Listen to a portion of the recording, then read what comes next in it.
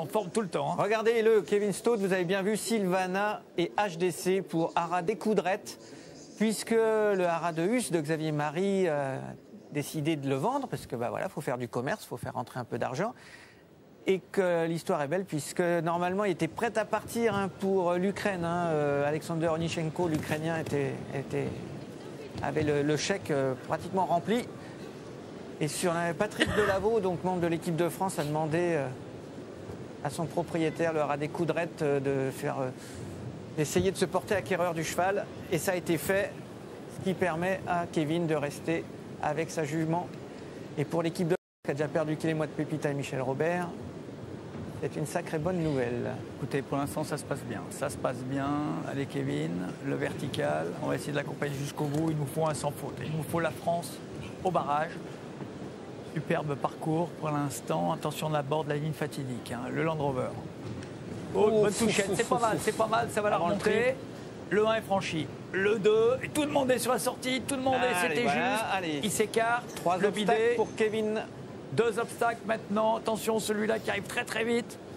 L'Auxerre, bien franchi, plus qu'un seul obstacle. Allez, le dernier, on l'a. Allez, Kevin. Allez, c'est parti. Et là, Kevin barrage. Kevin Stott au barrage avec Silvana. Voilà une belle façon de finir son entrée. Il est content avec le Haras des Coudrettes. Il est content et soulagé là, Pascal.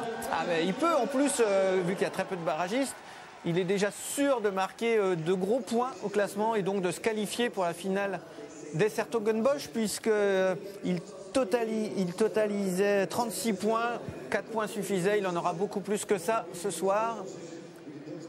Et après Patrice Delaveau, on aura donc Kevin Stott pour cette finale de Coupe du Monde de Français. C'est pas tous les ans qu'on en a autant. Ah, on va se régaler là. Kevin Stott avec Silvana, sa grise de 12 ans, sa fille de Corlande. Et lui, il va essayer. Il va essayer, gagner déjà le Grand Prix de Genève. Son premier 5 étoiles en dehors du championnat d'Europe de Windsor, c'était en 2010, Genève. Regardez, il n'y a pas une place, hein. Pas une place dans les tribunes. Là, l'ambiance, elle est surchauffée.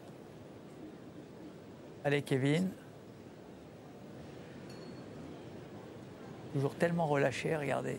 Précis, relâché. Et pourtant, il est toujours très très vite. Allez, il a déjà assuré sa place pour la finale à Sertogenbosch. On y va. Maintenant, il faut autre chose.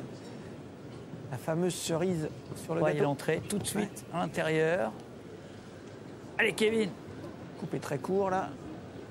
15 secondes. Super. Il est plus rapide que Denis Lynch, donc reste à savoir si... Une place sur le podium, là, il monte tout. Là, il a tiré des foulées. Grosse accélération. C'est ce virage-là qui est décisif. Allez, celui-là est dangereux. Celui-là est dangereux. Allez, on y va. 36-69. Allez, on y va, la trouver. Ça va être juste, ça va être juste, ça va être juste.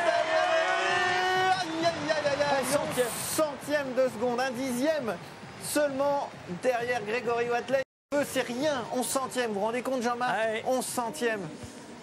C'est-à-dire que c'est la reprise sur le dernier, il n'arrivait pas à la... Vous voyez, il est tellement obligé de demander un tel effort sur l'avant-dernier qu'il a eu du mal à la contrôler et il a perdu les 11 centièmes, il les a perdus là parce qu'il a été obligé de tout demander, si vous voulez, sur le sport en allant très très vite pour rattraper. Il sentait qu'il avait un peu de retard. Et malheureusement, la foulée, voilà, à cette réception-là, regardez, il est obligé de tenir, et donc forcément, les 11 centièmes, il les a pris là. Mais enfin, quelle performance! Le classement, vous le voyez, deuxième place pour l'instant pour Kevin Stott, derrière Grégory Watley, toujours en tête.